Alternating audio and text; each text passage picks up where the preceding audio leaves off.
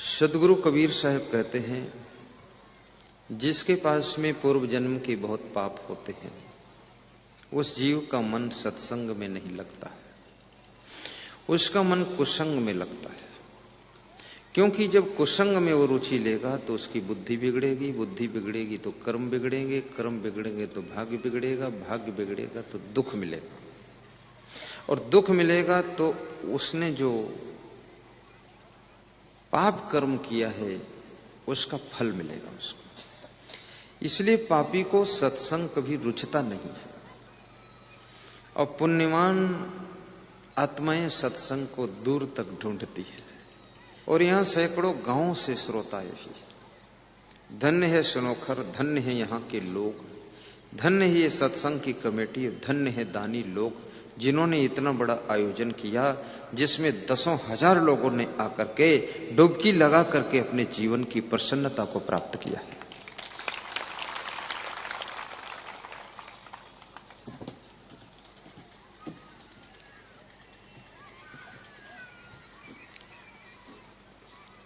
ये रुचि सत्संग में,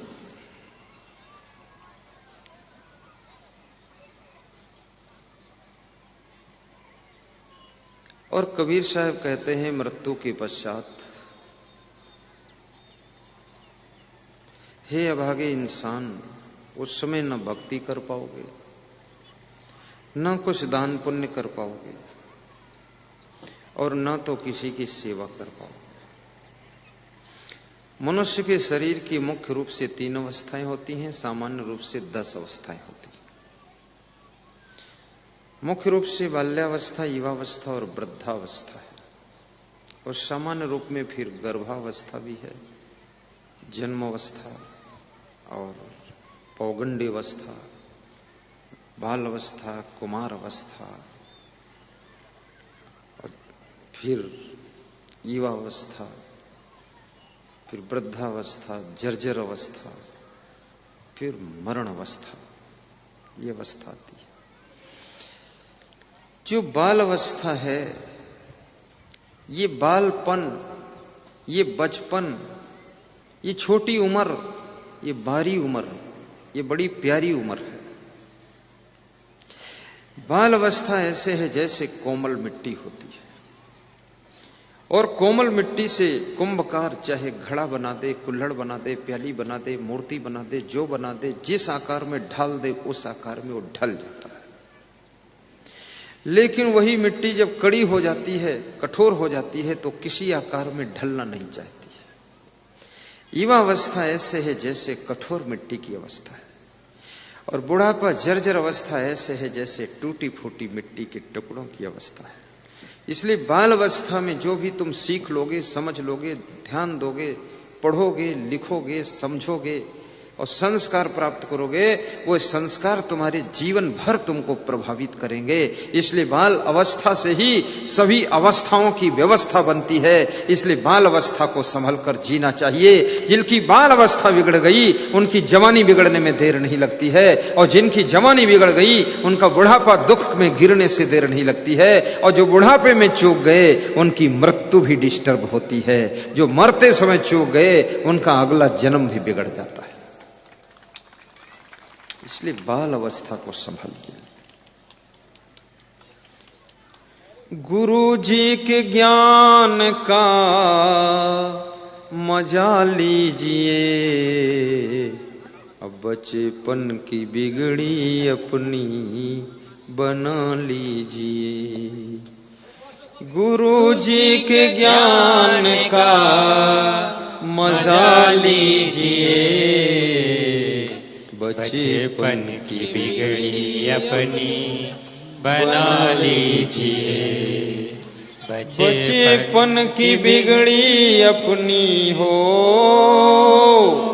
बचपन की बिगड़ी अपनी बना लीजिए।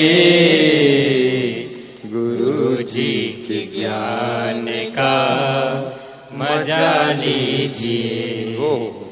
गुरु जी के ज्ञान का बहुत सुंदर गाइए, मजा लीजिए।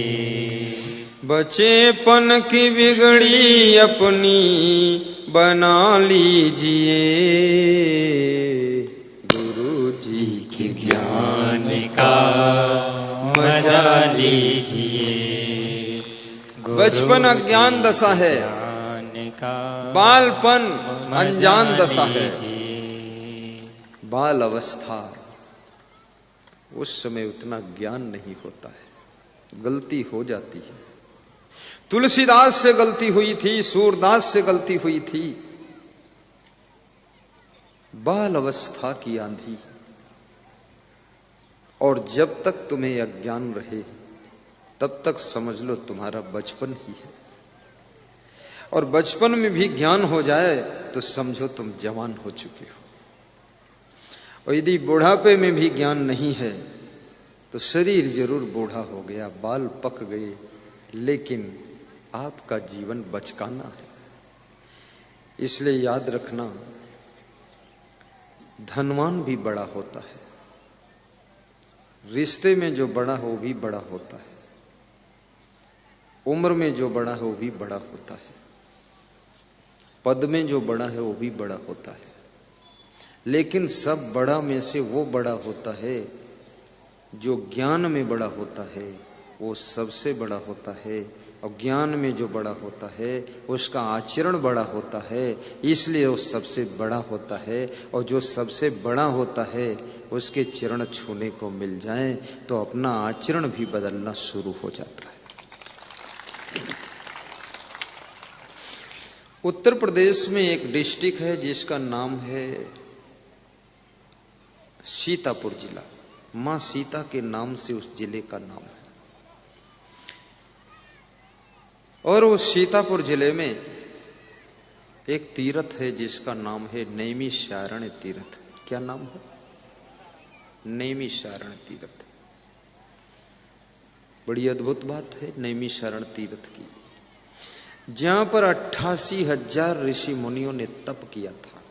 ऐसा शास्त्र प्रमाण है, पुराणों में कथा लिखी है। और वहां चक्रकुंड भी है जिसमें स्नान करते हैं लोग, जहां पर दधीच ऋषि ने अपनी हड्डियों का वज्र बनवाया था। दधीच का नाम सुना हो, वही स्थान है नैमिषारण्य तीर्थ। तो नैमिषारण्य तीर्थ का आख्यान में पुराण में पढ़ रहा था। ऐसे तो मेरी जन्मभूमि के पास है, वही 88,000 ऋषि मुनियों के तपस्थली ही मेरी जन्मभूमि है वहां। अब उसी में से एक ऋषि मुनि की आत्मा हम भी फिर से जन्म लिए होंगे, ऐसा लगता है। ये जितने संत बने बैठे हैं, ये पूर्व जन्म में भी कुछ साधना कुछ तपस्या करके फिर से जन्म लेकर संत हो गए। और तुम जो तपस्या कर रहे हो ना, तुम्हारी आत्मा भी एक दिन संत का रूप धारण करेगी। थोड़ा टाइम लगेगा, 8 जन्म लग जाएंगे। रगड़ी मारोगे तो आ जाओगे। ऐसा नहीं कि तुम उधर ही बैठे रहोगे, तुम इस चोला में भी आओगे। हाँ, और जब तुम इस चोला में आओगे तब तक हम सब मुक्त हो जाएंगे। फिर हमारा तुम्हारा मिलन नहीं होगा। फिर हमारा जो कार्य है वो तुम करोगे आकर के, और तुम सबको ज्ञान दोगे, सत्संग सुनाओगे। ऐसा हो।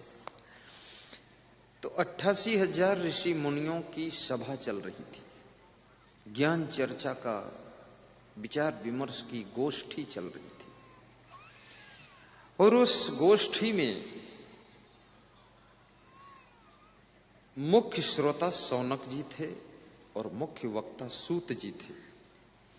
सूत जी 88,000 ऋषि मुनियों को उपदेश दे रहे थे, और बाकी पारी पारी से जिस ऋषि मुनि का नंबर आता था वो भी थोड़ा कुछ सुनाता था। तो सूत जी जब आते थे तो 88,000 ऋषि मुनि खड़े होकर के उनका रिस्पेक्ट। ऋषियों ने कहा कि जो धन में बड़ा होता है उसे भी बड़ा माना जाता है, और जो पद में बड़ा है उससे बड़ा उसको माना जाता है। जैसे अभी यहां पर प्रधानमंत्री नरेंद्र मोदी आ जाए, साधु तो नहीं है लेकिन फिर भी आप लोग उनके सम्मान के लिए दौड़ जाएंगे, खड़े हो जाएंगे। उधर हेलीकॉप्टर उतरेगा, मैं रोकता ही रहूंगा, तुम सब भाग जाओगे, उधर जाओगे और जय हो। मैं कहूंगा कुछ मत बोलो तो फिर भी तुम बोलोगे मोदी मोदी और ये वो। ऐसा मैंने देखा, क्योंकि वो पद में बहुत बड़ा है। अभी नीतीश कुमार आ जाए तो भी भागोगे, और तुम भी तो भागोगी ही खैर, लेकिन संत लोग भी उसको थोड़ा रिस्पेक्ट करेंगे कि आइए आइए आइए आइए मान्यवर, आपका स्वागतम। तो पद में जो बड़ा होता है, जैसे कोई सरपंच है तो उसका भी सम्मान करना चाहिए, मुखिया है उसका सम्मान करना चाहिए, जनपद सदस्य, जिला पंचायत सदस्य, जिला पंचायत अध्यक्ष, जनपद अध्यक्ष, विधायक, सांसद, डॉक्टर, वकील, जज, सम्मान रखना चाहिए। तहसीलदार, डीएम, कलेक्टर, एसपी, क्योंकि पद भी बड़ी मशक्कत के बाद मिलता है। पद कोई ऐसा नहीं छीना झपटी से मिल जाए। जिसके पास प्रभाव है, स्वभाव है, भाव है, उसको कोई न कोई जनता पद दे देती है। अभी मैंने सुना कि ये शिव सिंह मुखिया है और इस गांव में रहता, यहाँ का नहीं, वो दूसरे पड़ोस तिलौंधा का मुखिया है। अब वहां भी उसका प्रेम ऐसा, प्रभाव ऐसा कि वहां के लोगों ने भी उसको मुखिया बना दिया है। अभी भारत देश का एक आदमी बयाना देश में राज्यपाल था, कोई हमारे भारत देश का उपराष्ट्रपति है विदेश में। आपकी प्रतिभा, आपका व्यक्तित्व, आपका स्वभाव, आपका कर्म देश विदेश की सीमाओं को तोड़ देता है, प्रदेश की सीमा को तोड़ता है, जिले की सीमा को तोड़ता है। क्योंकि शकर किसी प्रदेश की बनी हो, किसी देश की बनी हो, विदेश की बनी हो, आकाश की बनी हो, खेत में बनी हो, लेकिन शकर हर आदमी 40 रुपए किलो ले लेता है और चाय में डाल करके पीता है। शकर कहीं की हो, तुम पूछते नहीं हो किस देश की है, उसको तुम प्रयोग कर लेते हो। ऐसे महान संत कहीं का हो, तुम ये नहीं देखते हो इसका आश्रम कहाँ क्या है, तुम उसको स्वीकार करके उसके ज्ञान का प्रयोग कर लेते हो और अपना जीवन सफल बनाते हो। इसमें बहुत सारे लोग मुझसे पूछते नहीं तुम रहते कहाँ हो। मैंने एक आदमी से पूछा, ये तो पूछो हम कहाँ से आए। बोले कहाँ से आए उससे कोई मतलब नहीं हमको, टमाटर किस खेत का है, किस पेड़ में लगा था, इससे मतलब नहीं, टमाटर टाप का है, हमको 1 किलो लेना है, बात खत्म। तो ये मनुष्य अगर अपनी प्रतिभा का विकास करे तो विदेश में भी उसका वर्चस्व होगा, देश में भी उसका प्रभाव होगा और घर में तो होगा ही। और ऐसा तभी होता है जब आपके अंदर विशेष गुणों का जन्म होता है। याद रखना, विशेष गुणों का जन्म। अयोध्या में राम का सम्मान था और जंगल में उनको कोई जानता भी नहीं था, समझता भी नहीं था, लेकिन राम के गुणों ने वनवास में जाकर के भी इतना प्रभाव डाला कि रीछ भालू बंदर भी उनको भगवान मानकर सेवा करने लग गए, उनके भक्त बन गए। और जंगल में जाकर के सीता हरण हुआ और सीता हरण में भगवान राम के पास सेना नहीं थी, अयोध्या से सहयोग नहीं मांगा कि ये बहुत बड़ी शर्मिंदगी की बात होगी, अयोध्या से मदद मांगूं।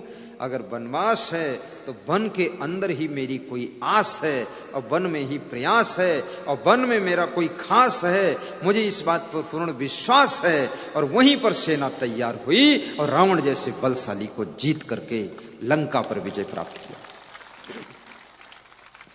मुझे बड़ी मजे की बात ये याद आती है कि आजकल का आदमी भी शांति से नहीं बैठता है और राम के साथ में रीछ भालू बंदर भी शांति से बैठते थे। बड़ा डिसिप्लिन तगड़ा था उनका, अनुशासन बहुत अच्छा था। वो बंदर सब चुपचाप, अभी हमारे यहाँ भी बंदर आए हैं, जहाँ मेरा निवास है मंदिर पर बंदर, तो रात में 12 बजे वो छत पे कूद रहे थे मेरी छत पर, साधुओं की छत पर कूद कूद कर कह रहे थे, तुम सब अंदर सोए हो, हम बंदर हैं तो क्या बाहर रहेंगे, खोलो दरवाजा अंदर आएंगे। 1 घंटे कूद फांद मचाई। तो मैं तो न दरवाजा खोलो, बंदरों के डर से खिड़की भी बंद रखा कि उसमें से बंदर होशियार होता, अपने बच्चे को अंदर कर देगा और कहेगा अंदर से तू जो है निकाल के बाहर दे, बड़ा बंदर बाहर ले लेगा, सब सामान निकाल लेगा और फिर वो छोटा बंदर टांग में काट लेगा। तो बंदर कंट्रोल कहाँ होता है। लेकिन राम में कोई प्रभाव था जो बंदर सब कंट्रोल में थे। और ये मेरे विवेक से ऐसा लगता है कि बंदर का अर्थ होता जो वन के अंदर रहता था उसको बंदर कहते थे। बाकी बंदर कोई बंदर का रूप, ये तो फोटो में, कार्टून में, चित्र में बना दिया, पूंछ लगा दिया और गाल बना दिया बंदर जैसा हनुमान जी का। हनुमान जी बंदर नहीं थे, लेकिन वन के अंदर रहने वाले लोगों के मुखिया थे। हनुमान जी भी वानर यूथ मुख्यम, वानरों के मुखिया थे। जैसे यहाँ पर मुखिया होते, हमारे प्रदेश में मुखिया नहीं होता है। अभी तक हम मुखिया का अर्थ ही नहीं समझ पाए, मुखिया है क्या। लेकिन लोग बोलते मुखिया, तो मैं कहता हाँ कुछ तो होगा ही मुखिया। मैं समझता नहीं उसको उस प्रदेश में क्या बोलते हैं। तो पदम वृद्धा, जो पद में बड़ा है वो भी बड़ा होता है। संबंधम वृद्धा, संबंध माने रिश्ता, जो रिश्ते में बड़ा है। जैसे तुम्हारी सासू है, ससुर है, पिताजी है, माँ है, ये सब आपसे रिश्ते में बड़े हैं। दादाजी है, दादी जी है, रिश्ते में बड़े हैं। इनको भी बड़ा मानना चाहिए और इनको प्रणाम करना चाहिए। मैं करौली जिले में प्रवचन कर रहा था राजस्थान में, तो एक MBBS डॉक्टर के यहाँ गया, वो सरकारी डॉक्टर था, उसके यहाँ गया। तो उसका नौजवान लड़का खड़ा था, वो भी MBBS था, MBBS MD करके आया था। तो डॉक्टर से मेरा कोई सत्संग हो रहा था, तो उस लड़के को मैंने इशारा दिया, कुर्सी खाली है, आइए बैठ जाइए। तो उस लड़के ने मेरे को क्या कहा, ऐसे हाथ जोड़ा और फिर कहा। तो मैंने दोबारा फिर सोचा MBBS है, MD है, बिठा देता हूँ। तो फिर मैंने दोबारा रिपीट किया कि आइए बैठिए। तो लड़का बोला, गुरुदेव मेरे पिताजी के सामने मैं बराबर कुर्सी पे नहीं बैठता हूँ, क्योंकि मेरा बाप रिश्ते में बड़ा है। लोग कहते हैं क्या तेरा बाप है ये, तो वास्तव में मेरा बाप है ये। मेरी डिग्री बड़ी है, लेकिन मेरा बाप जिसने मुझे जन्म दिया उसके सामने हम बैठते नहीं, सेवा करते हैं। माँ बाप का भी सम्मान करना। आजकल तो लोगों के पास में सभ्यता संस्कृति सब समाप्त हो गई। बाप जमीन में बैठा है, बेटा खाट पर बैठा है। बाप गोबर ढो रहा है, बेटा ताश खेल रहा है। बाप चारा मशीन खींच रहा है, बेटा गप्पा मार रहा है। अरे थोड़ा शर्मिंदा हो जाओ, ये बूढ़े बाप की हड्डियों से ऐसा काम मत करवाइए। ये बूढ़ी हड्डियां, ये कमजोर शरीर, ये खाल की झुर्रियां काम करते करते अब 70 साल की उम्र में थक चुकी हैं। इनसे हल्का काम लीजिए। हे जवान बेटों, जवान बेटियों, जवान पतोहू, ताल ठोक करके घर के सारे कार्य संभाल लीजिए और माता पिता सास ससुर को शांति दीजिए।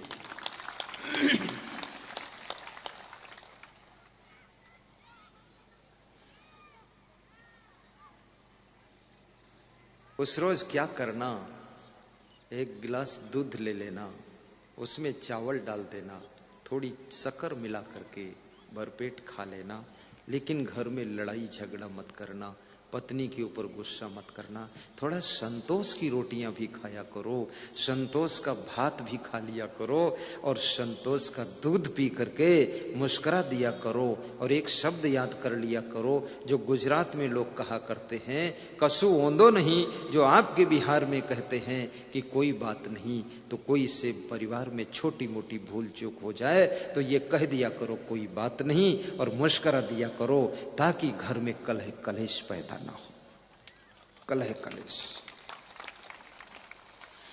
और जिसके घर में कलह कलेश बहुत होता है जिसके आश्रम में कलह कलेश होता है, बहुत से साधुओं में भी कलह कलेश है। मैंने कई जगह देखा तो साधु साधु भोजन बनाने में लड़ जाता है।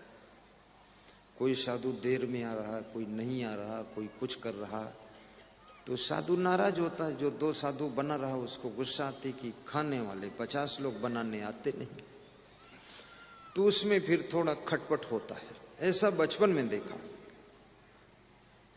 अब तो मैंने सारा सब सिस्टमेटिक बना दिया, कोई खटर पटर काम नहीं, सब सेटिंग से है।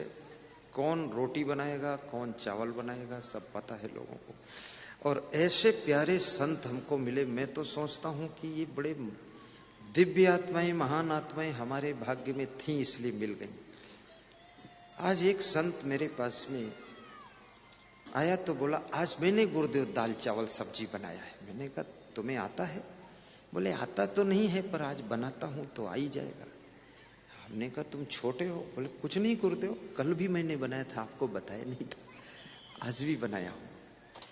आपके घर में, आपकी जमात में, आपके समाज में, आपके आश्रम में, आपके नेटवर्क में, आपके चैनल में, आपकी पार्टी में जो भी काम होते हैं, छोटे हों बड़े हों, जैसे हों वैसे हों, लेकिन उन सब कामों को करने का संकल्प होना चाहिए और हंसते हंसते सभी कामों को कीजिए। आपके घर में और पार्टी में कभी कलह कलेश नहीं हो सकता। काम ना करने वाले लोग, आलसी लोग, उनके घर में ज्यादा कलह कलेश होता है। और कलह कलेश की दवा है मेहनत कीजिए और मौन रहिए और मुस्कुरा दीजिए। अपने घर में मुस्कुराया करो और अपनी वाइफ को देख करके मंद मंद मुस्कुराया करो, लेकिन दूसरे की वाइफ को देख करके कृपया बहुत कम मुस्कुराया करो। और यदि आपकी वाइफ साथ में हो तो दूसरी स्त्री की तरफ बिल्कुल मत मुस्कुराना, अन्यथा आपके घर में विस्फोट होगा।